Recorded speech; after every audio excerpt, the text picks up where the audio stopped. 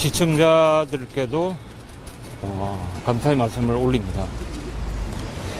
그 윤석열 명예훼손 사건 본재판이 이제 오늘 시작됐는데, 이 사건은 1년 전에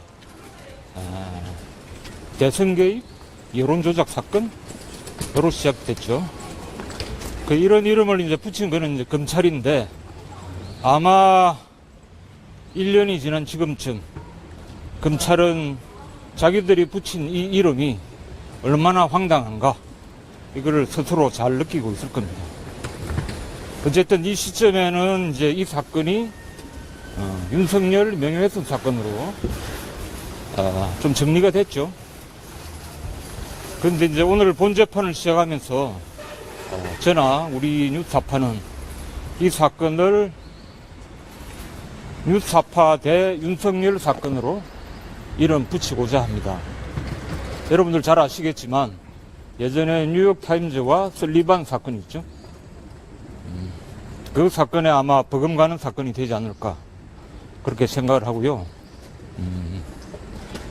저희들은 이 재판을 통해서 정치 검찰이 정치적 목적으로 비판 언론을 탄압하는, 그래서 국민의 알 권리를 압살하는 이런 잘못된 관행, 이런 행태를 반드시 뿌리 뽑고자 합니다. 이런 행태를 이번 재판으로 끝장내려고 합니다. 자, 그리고 오늘 첫 재판 앞두고 짧게 몇 마디 드리겠습니다. 여러분 이제 법정에 들어가시면 들으시겠지만, 오늘 저희 피고인과 변호인은 윤석열 대통령을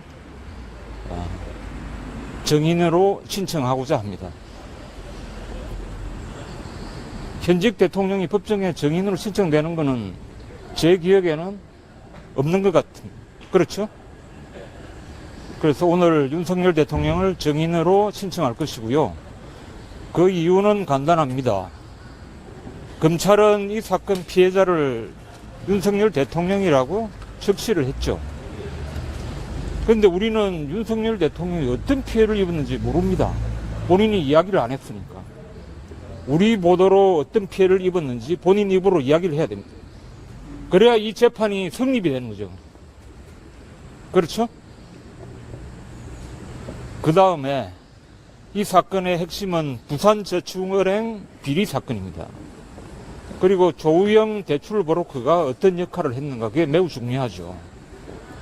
그거를 잘 아는 사람은 2011년 대검 중수부에 이 사건 주임 검사, 중수 이과장 윤석열 검사입니다.